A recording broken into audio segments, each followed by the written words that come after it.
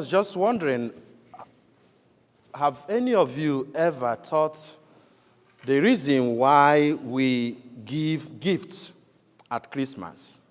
Have any of you ever think, where did this come from? That, during the Christmas, there is always exchange of gifts, giving some people some gifts, some of your families, and hoping to receive some gift back.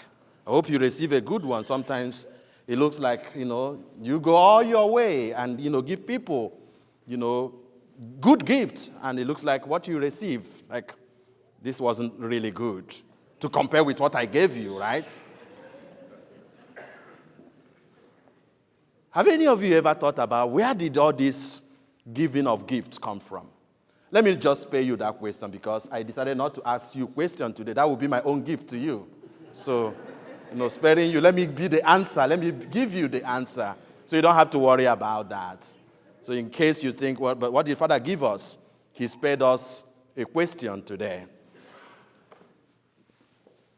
The origin of exchange of gifts, or where all the idea of giving gifts at Christmas comes from, is from what the Father gave us. The idea of gifts came from God. And at Christmas, because Christmas, the incarnation, is an exchange of gifts. It's an exchange of gifts. Not just any kind of gift. Not the kind of gift that many of us will frown at.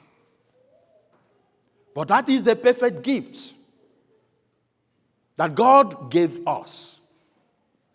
And when you read James chapter 1 verse 7, it says, every perfect gift comes from the Father above. Perfect gift. Not any kind of gift. God gives us a gift that money could not buy. The best of his kind. So when you reflect about Christmas, and when you give gift to people, even when what you receive may not be what you expected to receive, or even sometimes you may go all your way to give them gifts, and you see that they do not really appreciate it. Probably that's not what they wanted. But you thought that what you gave them, they could have been happy. But they are not. But the perfect gift ever given to humanity is the gift of God himself. When God descended so low and took flesh, like you and I, so that he may save us. And that is why today the angels were singing all the way from heaven. They couldn't contend the joy because joy was filled in heaven. So they had to come down all the way from heaven to share the joy that God has given the perfect gift to humanity. And that is why John from John chapter 3 verse 16, for God loved the world that he gave. I want you to stop there. He gave. He gave. It's not just any kind of gift. It's not just a gift based on merit or based on what you gave me. It was a gift based on unconditional love of God. He loved us so much that he gave us his only begotten Son. The best that he had. The best that God had was the gift of his Son, Jesus. And he gave it to you and I. And you see that sometimes when you think that the best gifts, when you look at the gift, the way they wrap a gift, right? And you look at the way they take time to wrap it very well. Said, wow, that would be a very good gift. And most times, unfortunately, not really the way the gift is wrapped does not reflect what is inside. Sometimes it's well wrapped. And then you take your time taking up the wraps and then when you get to the gift itself, oh my God. You get so disappointed. But what the angels said today, when they went to the shepherd, they said, the sign that will show you the perfect gift of God, you will see a baby wrapped in the manger. The perfect gift, not really wrapped with what looks fancy, but very ordinary. Where the animals feed, with the dry leaves. That was what God allowed himself to be wrapped with. But that is the perfect gift. Even when people were passing, they couldn't identify what kind of gift that was laying on the manger. Because they think that perfect gift always has to go with perfect wrapping, a very fancy wrapping. But that was not how Jesus, the baby, was wrapped. He was wrapped with something so common. Not even any of us would like your baby to be wrapped in that manner. But that is where God allowed his own perfect gifts. So when the angels brought the greatest news of all to the shepherd, so the shepherd in the Jewish culture were low people. Low people. People that have no dignity in the society. But they were the ones that the angels went to announce the perfect gift of God. Today, a son is given. Today, God has given the greatest of all in his son, Jesus Christ, and you will find him wrapped in the manger. What a God. He gave the best. And those who were to announce the presence of the greatest gift of God were the shepherd, the nobody. And when they saw him, the baby, with the mother, with the father, laying on the manger, they worshipped.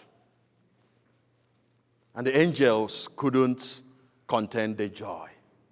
Now you understand the joy of Christmas. Christmas is not about what you bring to it. It's about what God gives to you. Christmas is not about what you bring to it. It's about what God gives to you.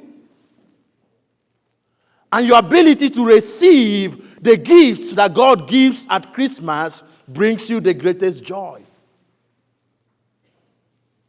But probably, unfortunately, that's not the kind of gift many of us are looking for. We are looking for a gift that does not last. We are looking for a gift that gives a momentary joy and happiness. But the gift that God gives is the one that lasts. And that is why every year we Christians all over the world, we gather in worship, in adoration. The shepherd went before him and they adored. And that's what Christmas is all about. Our gathering this morning is all about adoration because the greatest of all is in our midst. The one that God has given us is himself, the Son of God, the Most High God, whom the prophets had prophesied and many of them could not see it. But blessed is the eyes that see what you see. Blessed is the eyes, your own eyes, that you see what many long for. They could not see it. And you are today, are one of us, all of us here. What a privilege that we gather. So it doesn't matter how you feel this morning. It doesn't matter the kind of gift you receive, whether they bought you a gift or not. Even if you got the worst of every other kind of gift, God has given us the best of gifts. And it's up to you, accept it or not. It is the gift that gives joy. So the joy of Christmas is not external. Rather, it is internal. The joy of Christmas. Every happiness that goes with, all the fun that we're going to have during this Christmas, all of them is going to pass away. Just give it only 1 week. Yes. You're going to get tired by tomorrow, the other 3 days. No matter what they gave you, that's going to pass. But the gift that endures is when you understand that Christmas today, Jesus comes to you. He is your gift.